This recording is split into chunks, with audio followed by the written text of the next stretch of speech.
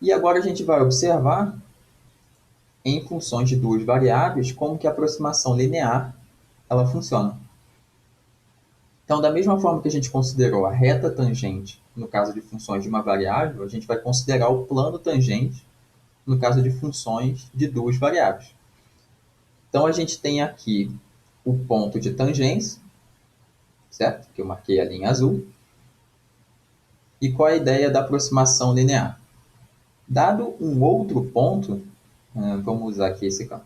Dado um outro ponto lá no plano xy, que eu vou marcar aqui em preto, um ponto xy qualquer, associado a esse ponto, a gente vai ter dois valores de z diferentes.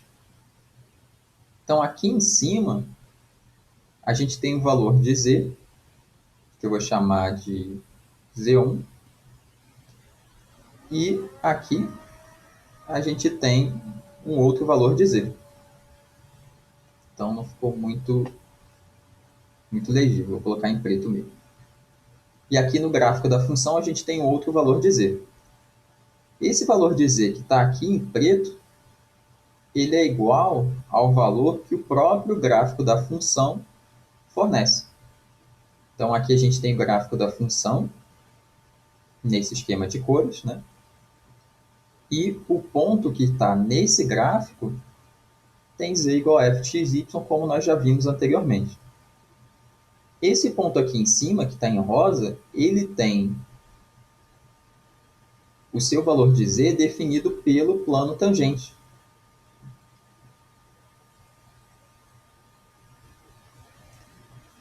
E da mesma forma, a gente vai definir a aproximação linear no caso de funções de duas variáveis. Então, quando a gente fixa um ponto xy diferente do ponto de tangência, a gente tem o valor da f, dado pelo gráfico, e um valor de z diferente, que é dado pelo plano tangente. Quando a gente diz que esse valor de z pode ser aproximado por aquele valor de z1 que está ali em cima, essa aproximação aqui ela é a aproximação linear. E mais uma vez a gente observa que quanto mais próximo a gente estiver do ponto de tangência, mais precisa é essa aproximação. Então vocês podem ver aqui, né, que nessa figura a distância do gráfico da função para o plano tangente ela é menor. Então aqui nesse eixo x a gente vê que a gente vai de 1,4 até 2,6. E aqui o eixo x vai de menos 1 até 5. Então a gente focou um pouco mais ali no ponto de tangência, e nesses pontos que estão mais próximos do ponto de tangência, a gente vê que essa diferença ela é menor do que nesse gráfico. Vocês podem ver aqui que o eixo z vai de menos 100 até 0, e o eixo z aqui vai de menos 20 até menos, um pouco mais de menos 10, né? Então a gente vê que a diferença aqui ela é menor. Bem, então o que nós vamos fazer? Primeiro a gente vai observar que esse valor que a gente chamou de z1, que é o valor de z que a gente obtém pelo plano tangente, ele é uma função de x e y, certo? Então, se nós fixarmos esse ponto x, y, que está indicado aqui, a gente tem um certo valor de z. Se a gente escolher um ponto x, y diferente, a gente vai ter um valor de z diferente. Então, esse valor de z1 vai ser uma função x, y que a gente vai chamar de L também, assim como na videoaula assim como anteriormente, no caso de funções de uma variável. E a gente vai olhar para o teorema que define, quer dizer, que fornece uma expressão para o plano tangente. Dentro das hipóteses de derivadas parciais contínuas, o plano tangente ele tem essa expressão. Então, o que a gente consegue escrever aqui? Que a coordenada z, ela se escreve como z0 mais a derivada parcial em relação a x, x menos x0, mais a derivada parcial em relação a y, y menos y0. Lembrando que esse z0 ele é o próprio valor da função no ponto. Então, fazendo essa substituição de Z0 por f da função no ponto x0, y0, a gente consegue escrever a coordenada z dessa forma. E por que eu escrevi isso aqui em rosa?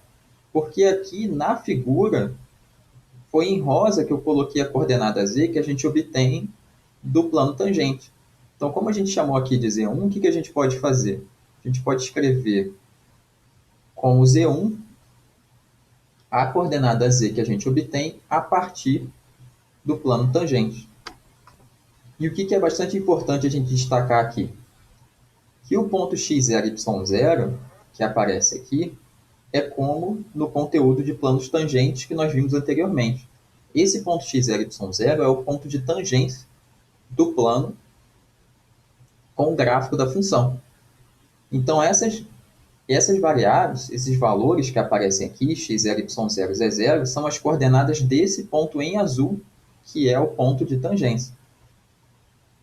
E o que aparece aqui, x, y, e essa coordenada z, dizem respeito a esse segundo ponto que a gente está considerando, diferente do ponto de tangência, que é onde nós estamos aproximando o valor da função.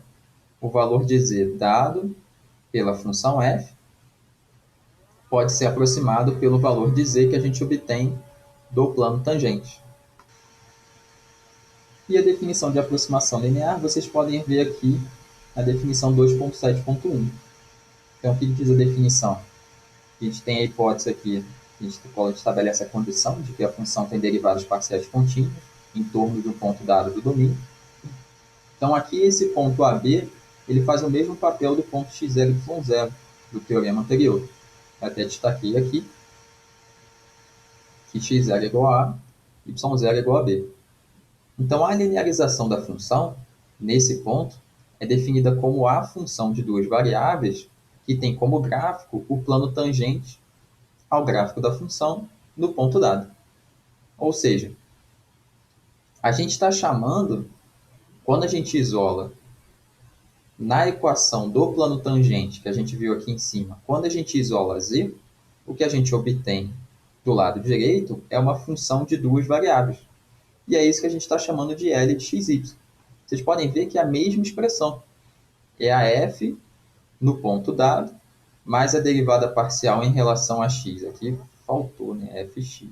Mais a derivada parcial em relação a x no ponto dado, vezes x menos x0, ou x menos a, mais a derivada parcial em relação a y no ponto dado, vezes y menos y0, que é a mesma coisa que y menos b. E o que é a aproximação linear? A aproximação linear é você considerar em um ponto xy diferente do ponto de tangência, você tem para esse ponto xy uma coordenada z correspondente. Quando você diz que o valor da f nesse ponto é aproximadamente o valor de z que a gente obtém no plano tangente, essa aproximação aqui é a aproximação linear, que é justamente o que a gente fez aqui na figura. Dado o ponto xy, que está aqui, a gente tem uma coordenada z em preto, que é z igual a f de xy, está aqui em branco. Isso aqui pode ser aproximado pela coordenada z do plano tangente, que está aqui em rosa. E essa função de duas variáveis que a gente obtém quando isola z na equação do plano tangente é o que a gente chama de função L. E é o que está escrito aqui na definição, certo? Isso aqui é chamado de aproximação linear de f em AB. Então, assista a videoaula a seguir, onde a gente vai exemplificar como que a gente pode usar a aproximação linear para obter a aproximação que a gente ilustrou aqui nessa videoaula.